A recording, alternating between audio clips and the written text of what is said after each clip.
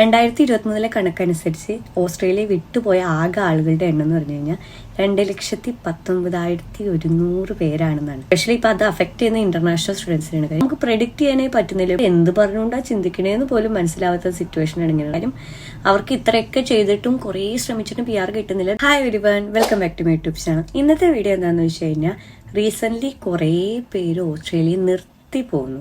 അതായത് അവർ പറയുന്ന ഒരു കാര്യം എന്താണെന്ന് വെച്ച് കഴിഞ്ഞാൽ പണ്ടത്തെ ഓസ്ട്രേലിയ അല്ലേ ഇപ്പോഴത്തെ ഓസ്ട്രേലിയ, കുറേ മാറ്റങ്ങൾ വന്നു എന്നാണ്. അതിനകത്ത് കുറേ പേര് ഇന്ത്യൻസുമാണ്. 2023 കണക്കനുസരിച്ച് ഓസ്ട്രേലിയ വിട്ടുപോയ ആകെ ആളുകളുടെ എണ്ണം എന്ന് പറഞ്ഞു കഴിഞ്ഞാൽ 2,19,100 പേരാണെന്നാണ്. അപ്പം നിങ്ങൾക്ക് ഇമാജിൻ ചെയ്യാൻ പറ്റും, അത്രയും ആളുകൾ ഓസ്ട്രേലിയ നിർത്തി പോകുന്നു. അപ്പം എന്തുകൊണ്ടാണ് ഇവരൊക്കെ ഓസ്ട്രേലിയയിൽ നിന്ന് ഇങ്ങനെ നിർത്തി പോകാനുള്ള കാരണം? അതാണ് ഇന്നത്തെ വീഡിയോയിൽ ഞാൻ പറയാൻ പോകുന്നത്. അപ്പം നമുക്ക് മടിച്ചു നിൽക്കാതെ വീഡിയോയിലേക്ക് കിടക്കാം. Let's move to the video. Main പോയിന്റ്സിലേക്ക് കിടക്കുന്നതിന് നിങ്ങൾ പുതിയൊരു വ്യക്തിയാണ് നമ്മുടെ ഈ യൂട്യൂബ് ചാനൽ കണ്ടിട്ടില്ലെങ്കിൽ, ഞാൻ അശ്വതി 4 കൊല്ലമായിട്ട് ഓസ്ട്രേലിയയിലാണ്. ഓസ്ട്രേലിയ പഠിക്കുന്നതിനെ പറ്റി എല്ലാ ഡീറ്റെയിൽസും എനിക്ക് അറിയാവുന്ന പോലെ പറഞ്ഞു തരാൻ ശ്രമിക്കുന്ന ഒരു ചാനലാണിത്. അതുകൂടാണ്ട് നമുക്കൊരു ഇൻസ്റ്റാഗ്രാം ചാനലും ഉണ്ട്, അതും നിങ്ങൾ പോയി ഫോളോ ചെയ്യാൻ ശ്രമിക്കുക.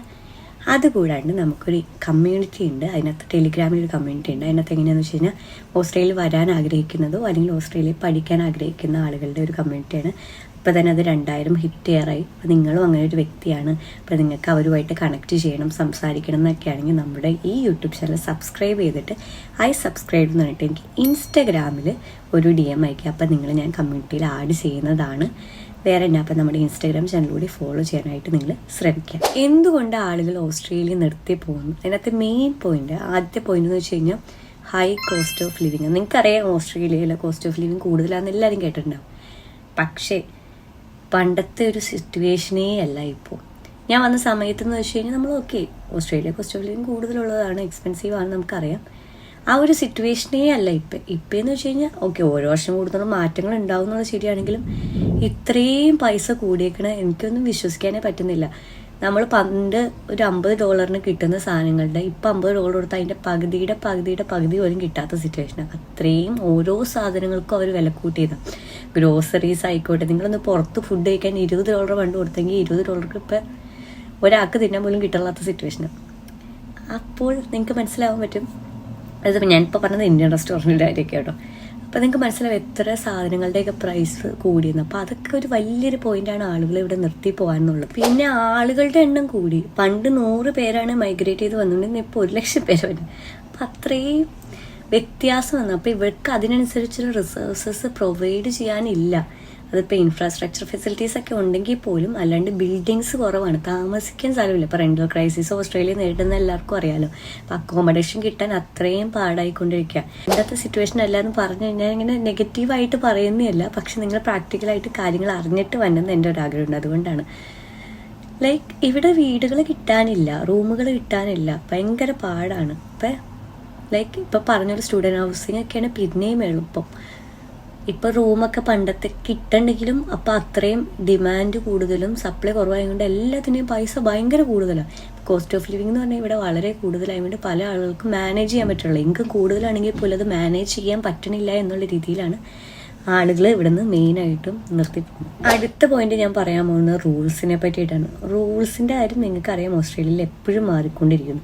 എനിക്കും അറിയാവുന്ന എപ്പോഴും മാറിക്കൊണ്ടിരിക്കുന്നു. പക്ഷെ ഇങ്ങനെ എപ്പോഴും മാറിക്കൊണ്ടിരിക്കുമെന്ന് ഞാൻ വിചാരിച്ചില്ല, ഇത്രയും മാറുന്നു. കാര്യം ഓരോ 6 മാസം കൂടാണ്ട് ഇടയ്ക്കിടയ്ക്ക് ഇവർ ഇറക്കിയോ റൂളൊക്കെ ഇറക്കുന്നുണ്ട്. റൂൾ മാറുന്നതിന് കുഴപ്പമുണ്ടായിട്ടല്ല, ഇത് ഒട്ടും സ്റ്റേബിൾ അല്ല എന്ന് പറയാം. അത് കൂടാണ്ട് സ്ട്രിക്റ്റ് ആക്കുക, ഓരോ ദിവസം കൂടുന്നതും ഒരു സ്ട്രിക്റ്റ് ആയ കാര്യം പറഞ്ഞു കഴിഞ്ഞാൽ ഓരോ ദിവസം കൂടുന്നതും ഇവിടെയായിട്ട് വരുന്ന ആളുകളുടെ എണ്ണം കൂടിക്കൊണ്ടിരിക്കുന്നു. അപ്പോൾ അവർ കുറച്ചുകൂടി സ്ട്രിക്റ്റ് ആക്കുന്നു ആ ഒരു സിറ്റുവേഷൻ.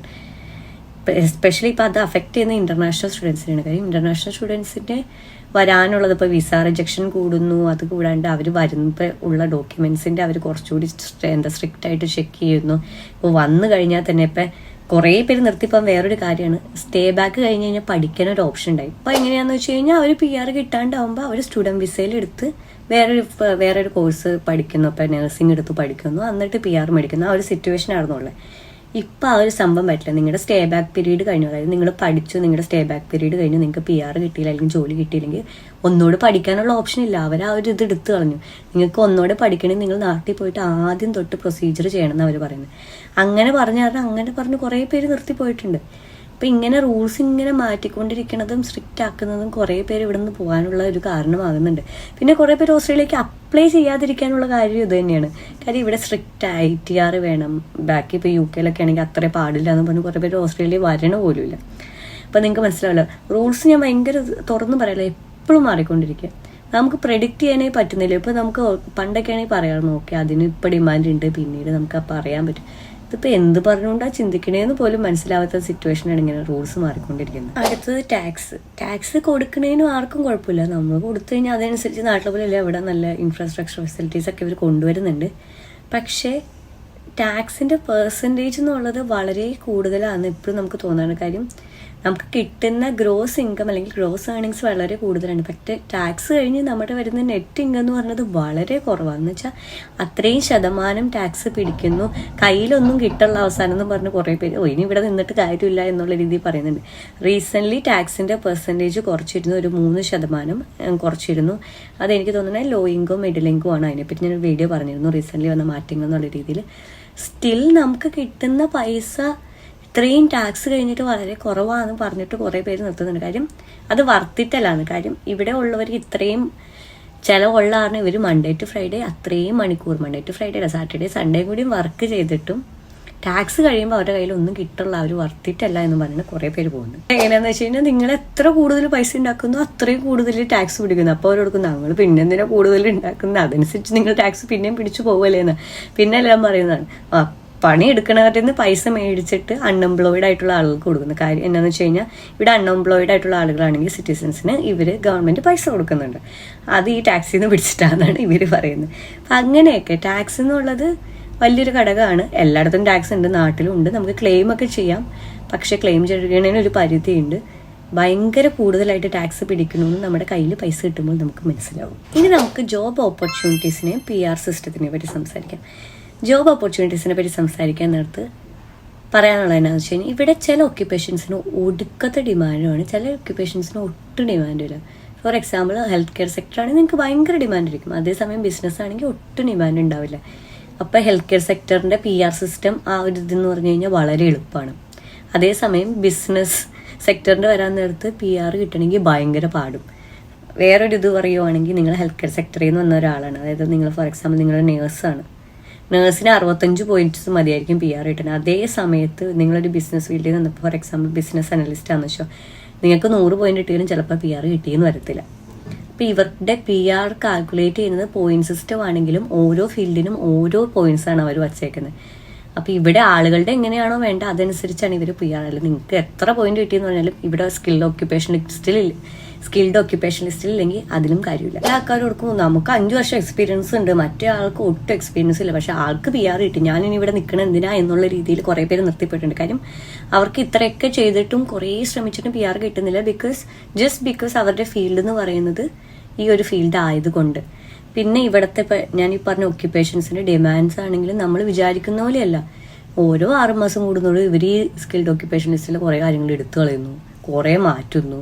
നമുക്ക് ഇപ്പം നമ്മൾ ഓർക്കുമ്പോൾ ഇപ്പം നല്ല ഡിമാൻഡാണ് ഈ ഒക്യുപ്പേഷന്, നമ്മൾ പഠിച്ചിറങ്ങുമ്പോൾ അതിന് ആ ഡിമാൻഡ് ഉണ്ടാവും എന്ന് വിചാരിച്ച് പഠിച്ചു കഴിഞ്ഞാൽ കാര്യമില്ല, ഒന്നും എക്സ്പെക്ട് ചെയ്യാണ്ടിരിക്കും. കാര്യം ഞാൻ തുറന്നു പറയല്ലോ, മാറിക്കൊണ്ടിരിക്കും. ചിലപ്പോൾ ഇപ്പോഴുള്ള സംഭവം ആയിരിക്കില്ല അപ്പോഴുള്ള demand. Go with the flow. അതാണ് നമുക്ക്. പിന്നെ നമ്മുടെ ഇതിൽ നിന്ന് മാക്സിമം ട്രൈ ചെയ്യാം, മാക്സിമം സ്കോർ ചെയ്യാനായിട്ട് ശ്രമിക്കാം. അപ്പം ഇങ്ങനെ കുറേ പേര് ഇങ്ങനെ ഇത് ശ്രമിച്ചിട്ടും ജോലി കിട്ടാഞ്ഞിട്ടും ഒക്കെ കുറേ പേര് നിർത്തിപ്പോയിട്ടുണ്ട്. ഇനി കുറച്ച് ഇവിടുത്തെ ആളുകളുടെ കാര്യം സംസാരിക്കാം. അതെന്താണെന്ന് വെച്ചാൽ ഇവിടുത്തെ ആളുകൾ ഭയങ്കര പൊളൈറ്റാണ്, ഭയങ്കര നൈസാണ്, ഭയങ്കര ഫ്രണ്ട്ലിയാണ്. പക്ഷേ നമ്മൾ പറയില്ലേ ഫ്രണ്ട്ലി ആണെന്നതും ഫ്രണ്ട് ആവുന്നതും തമ്മിൽ വളരെ വ്യത്യാസമുണ്ട്. നമുക്ക് ആ നാട്ടിൽ കിട്ടുന്ന ആ ഒരു ഫീല് കിട്ടാൻ ഇച്ചിരി പാടാണ്. അതെല്ലാവർക്കും കിട്ടിയെന്ന് വരില്ല, അതെല്ലാവരും കിട്ടുന്നില്ല.